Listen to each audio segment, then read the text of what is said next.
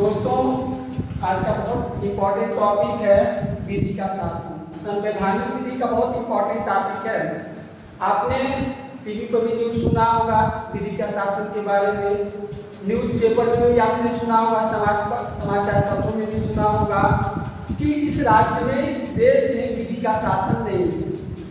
आखिर विधि का शासन का क्या मतलब है, इसका क्या अर्थ होता है?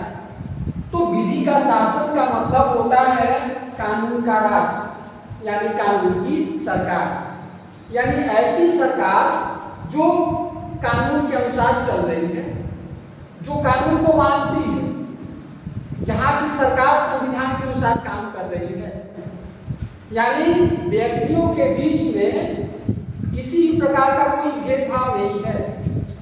तो ऐसी जो सरकार होती है वहाँ जो है विधि का शासन है।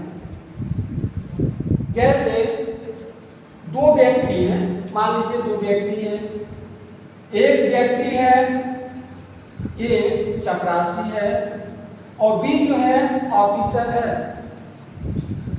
चपरासी ए ने भी हत्या किया है, ए ने हत्या किया है, बी ने भी हत्या किया है, यानी दोनों का अपराध एक है।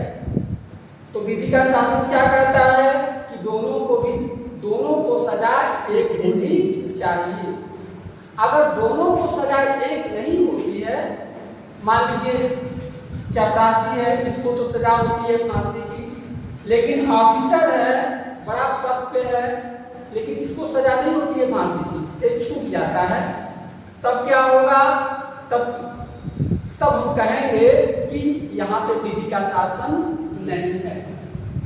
अब बात आती है भारतीय संविधान की। तो भारतीय संविधान के अनुच्छेद 14 में विधि के शासन का उल्लेख है।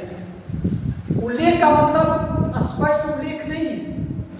आप जो है अनुच्छेद 14 को आप पढ़ेंगे तो आपको पता चलेगा, आप समझेंगे कि हाँ, ये जो शब्द है अनुच्छेद 14 का, इसमें विधि का शासन कैसे है, क्या कहता है अनुच्छेद 14?